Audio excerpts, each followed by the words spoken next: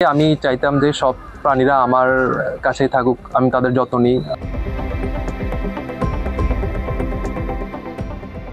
ফেনীর মানুষ তাকে চেনে সাপ উদ্ধারকারী নজরুল ইসলাম নামে।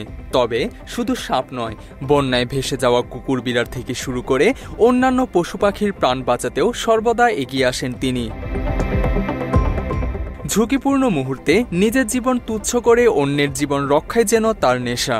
স্থানীয়দের মতে নজরুল ইসলাম শুধু একজন প্রাণী উদ্ধারকারীই নন, তিনি মানবতার এক অনন্য দৃষ্টান্ত। বর্তমানে wild life and snake rescue team in বাংলাদেশের সেক্রেটারি হিসেবে কাজ করছেন নজরুল। তার বাড়ি ফেনীর ফুলগাজী উপজেলার জিএমহাট ইউনিয়নের অন্তর্গত পশ্চিম বশিকপুর গ্রামে। পেশায় নজরুল একজন মার্শাল আর্ট শিক্ষক হলেও তার নেশা সাপ ও বন্যপ্রাণী রক্ষা করা।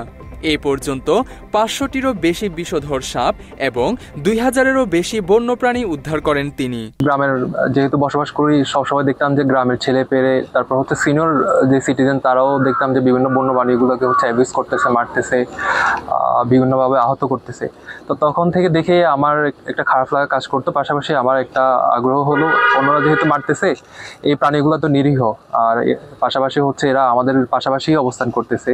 তো তখন থেকেই আমি চাইতাম যে সব প্রাণীরা আমার কাছেই থাকুক, আমি তাদের যত্ন নিই। আমি বাড়ির আশেপাশে যে কুকুর বিড়াল ছিল সেগুলোর যত্ন নিতাম। অসুস্থ হয়ে গেলে সেগুলোকে সুস্থ করার চেষ্টা করতাম, খাবার দিতাম, শীতকালে থাকার আশ্রয় দিতাম।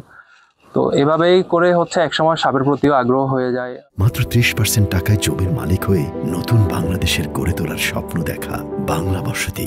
এই বিষয়ে স্থানীয় সাংবাদিক আবু তাহের ভূঁইয়া বলেন, বাংলাদেশে এখনো সাপ নিয়ে নানা কুসংস্কার প্রচলিত রয়েছে, আর এসব কারণে প্রায়ই সাপে কাটা রোগীদের বাঁচানো সম্ভব হয় না। এ ব্যাপারে সবাইকে সচেতন হওয়ার পরামর্শ তার। সাপ নিয়ে আমাদের সমাজে কিছু ভ্রান্ত ধারণা রয়েছে, যেগুলো প্রাগ ঐতিহাসিক যুগে। সাপ আসলে ইচ্ছে করে কারো ক্ষতি করে না, আর যদি ক্ষতি করা হয় আমরাও না বুঝে অনেক সময় সাপুরিয়ার পিছিয়ে দৌড়াই। এই দৌড়ানিটা ঠিক না। এই দৌড়াতে গিয়েই ওই যে সাপা কাটা রোগীকে রক্ষা করা যায় না। এই ক্ষেত্রে আমরা যদি সচেতন হয়ে দ্রুত ওই রোগীটাকে যদি আমরা নিকটস্থ স্বাস্থ্যকেন্দ্র বা হাসপাতালে নিয়ে যাই, সেখানে ভ্যাকসিন রয়েছে, ভ্যাকসিন দিলে অনেক ক্ষেত্রে রোগীর প্রাণ রক্ষা করা সম্ভব হয়। ফেনী ইউনিভার্সিটির ইংরেজি বিভাগের চেয়ারম্যান ঋতু ঘোষ জানান, নজরুল দীর্ঘদিন ধরে সাপ উদ্ধার করে সেগুলোকে জঙ্গলে অবমুক্ত করার কাজ করে যাচ্ছেন। এছাড়া বন্যপ্রাণীর প্রতি তার ভালোবাসাও প্রশংসনীয়। আমরা যেটা জানি যে wild life and snake rescue team in বাংলাদেশের সেই সেক্রেটারি হিসেবে আছে, এবং বন্যপ্রাণীদের প্রতি তার যে ভালোবাসা সেটা আসলেই খুব প্রশংসনীয়। এ পর্যন্ত সে প্রায় অফিসিয়ালি ৫০০-র উপরে স্নেক মানে সাপ সে রেস্কিউ করেছে, এবং অফিসিয়ালি এবং আনঅফিসিয়ালি প্রায় ৭০০-৮০০-র মতো সে বন্যপ্রাণীদেরকে রেস্কিউ করেছে, যেটা আসলে খুবই প্রশংসনীয়। জেলা প্রাণী সম্পদ অধিদপ্তরের ডাক্তার মোহাম্মদ শহীদুল ইসলাম জানান, বর্তমানে নগরায়নের ফলে দ্রুত কমে যাচ্ছে বনের আয়তন। এতে মারাত্মক হুমকির মুখে পড়ছে সাপসহ অন্যান্য জীববৈচিত্র্য।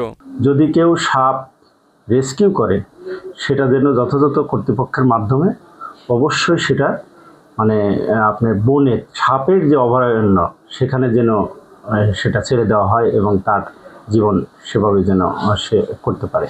সেই জন্য আমরা পরিবেশ, এখন সবচেয়ে বড় সমস্যা হলো আমাদের বনায়ন কমে যাচ্ছে, এই জন্যই মূলত সাপগুলো লোকালয়ে চলে আসছে। Desk report, Bangla addition.